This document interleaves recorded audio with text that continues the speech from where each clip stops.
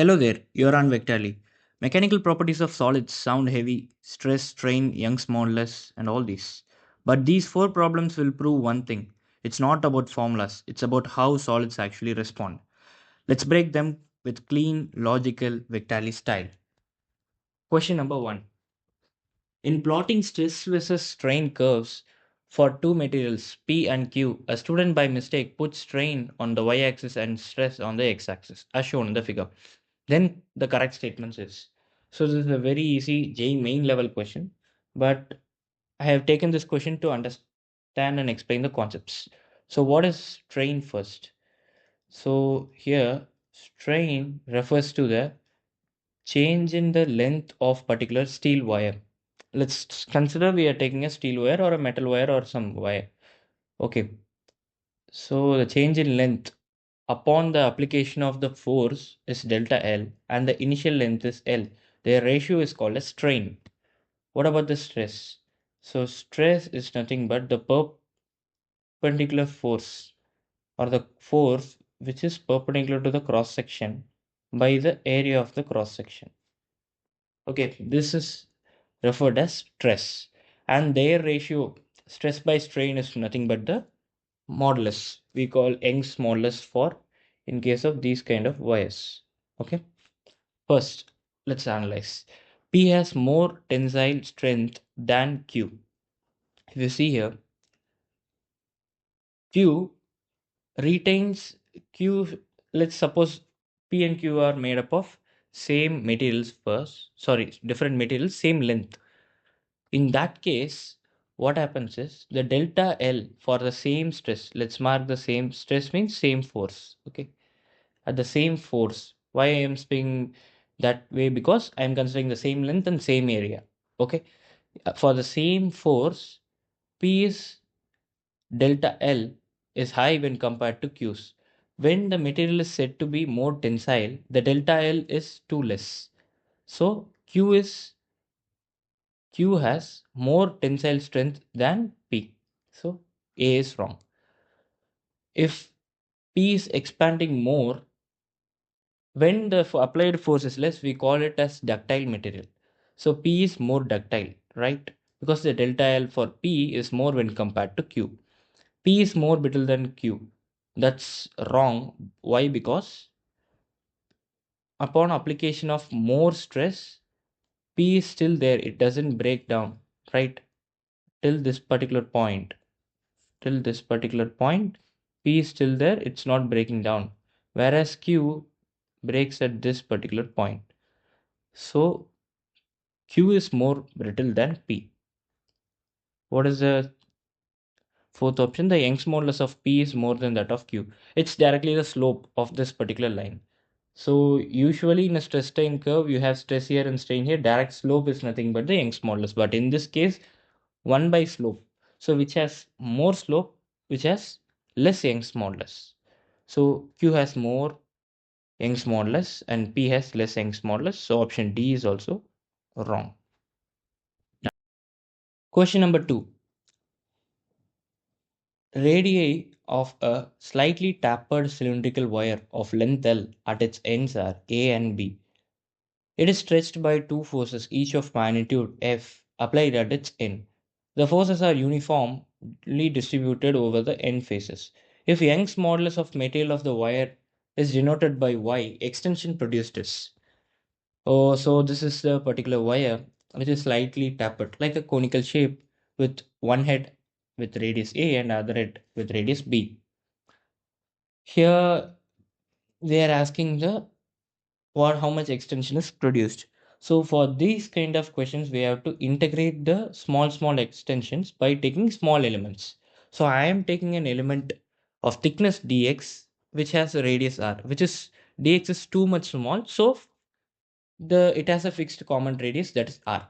So small, which has small cross section at a distance x from a. Okay, now first I have to find what this r in terms of x, a, and b. So this is a really linear relation, right? So I can write the slope, that is b minus a by l, is nothing but r minus a by x. So I get the relation between r and x in terms of b, a, and l. So let's suppose the small extension produced when we apply the force F. You have to remember this particular thing. If you take any cross section on this, force F will be acting like this. Okay. So small extension I am considering as delta x. So Young's modulus is stress by strain, which is force by pi into r square, right? Whole divided by delta x by dx. Dx is the length of this particular element. I am doing an elemental analysis. Okay.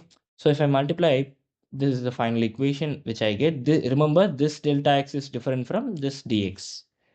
Okay. At the end, we have to integrate this delta x. Okay. Now I have to substitute the equation of r over here. So I get this particular thing.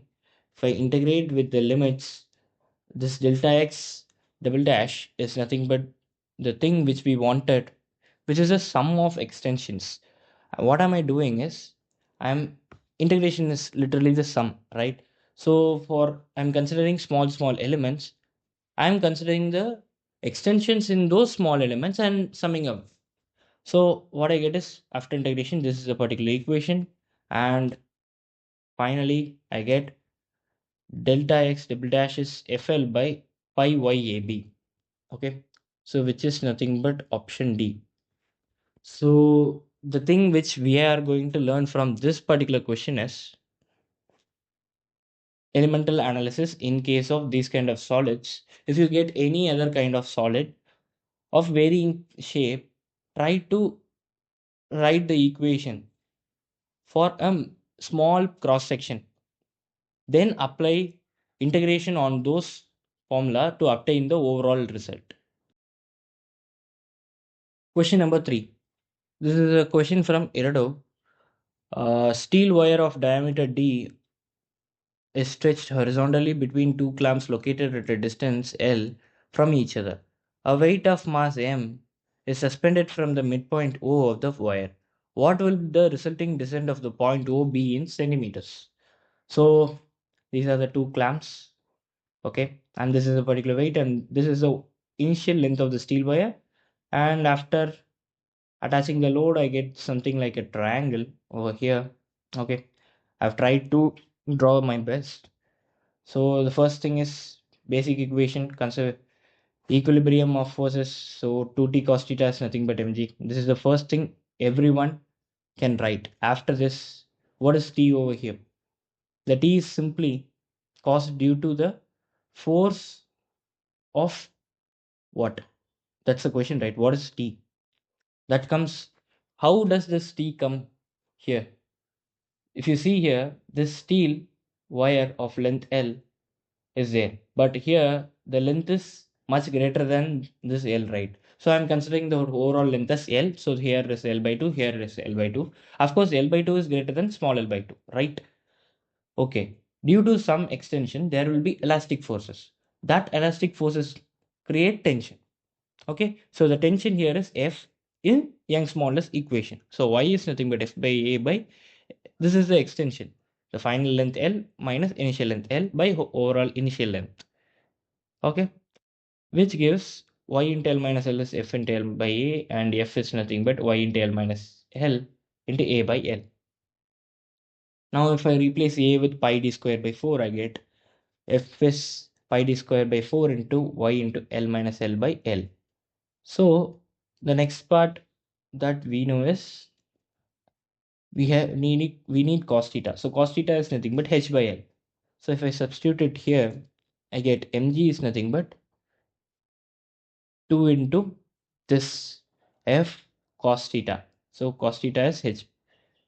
Cos theta is not H by L, it is H 2H by L, because we get L by 2. So which I wrote here. So 2H by L therefore gets cancelled. So mgl is nothing but this equation.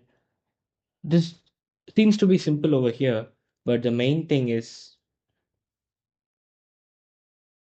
let me write this L by 2 the whole square is nothing but H square plus L by 2 whole square. So you have to substitute this equation everywhere in order to remove this capital because we don't know the capital L which we have assumed. So we have to substitute capital L with this equation over here and separate h to the one side so that finally upon simplification you get this equation. The main thing is you don't get these kind of, this is very much hard to simplify from this step to this step. Okay, it's much time consuming. In JE you cannot expect these kind of questions, but they may ask at this particular level by giving capital L2. Okay, this is a very much simple question from Irido. So don't just confuse on solving problems from Irido. Let in JEE Advanced people may ask these kind of questions. Chill, they won't ask those kind of questions. But try solving much more difficult questions for JEE Advanced. Question number 4. A uniform ring of mass m with the outer radius r2 is fitted tightly on a shaft of radius r1. The shaft is rotated about its axis with a constant angular acceleration of beta. Find the moment of elastic forces in the ring as a function of the distance r from the rotation axis. So, this is another question from Irido.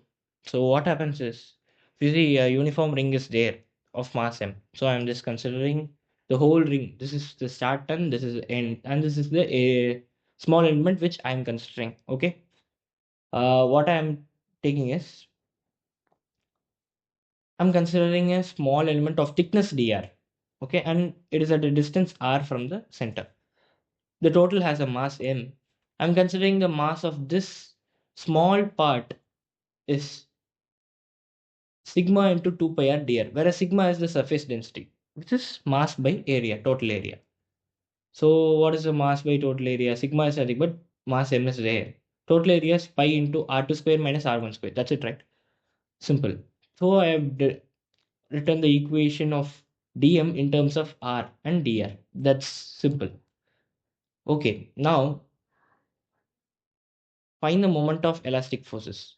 Okay, so where does the elastic forces come here? So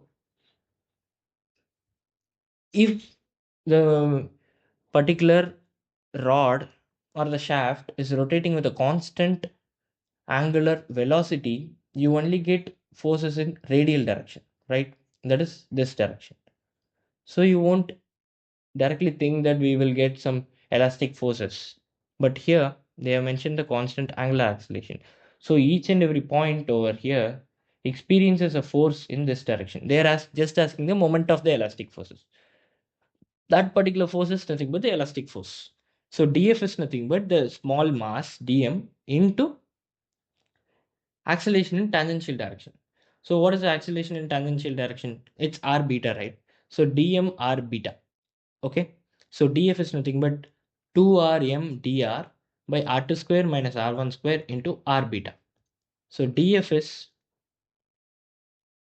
beta into 2m r square dr by r2 square minus r1 square. This is the final equation for force. Now, torque is nothing but the force into perpendicular distance. The perpendicular distance is the radius itself. So d theta is d tau is r into df.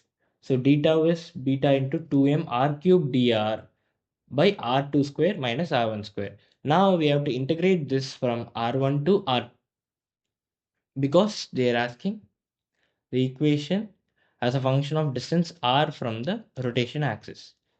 So if I apply that upon integration, the final thing I get is beta m by 2 into r2 square minus r1 square in the denominator, and in the numerator r power 4 minus r1 power 4.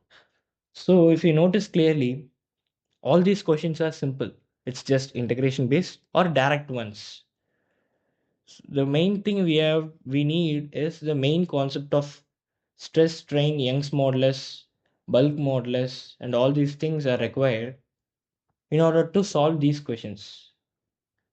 There may be complex questions which twist you based on the conceptual understanding.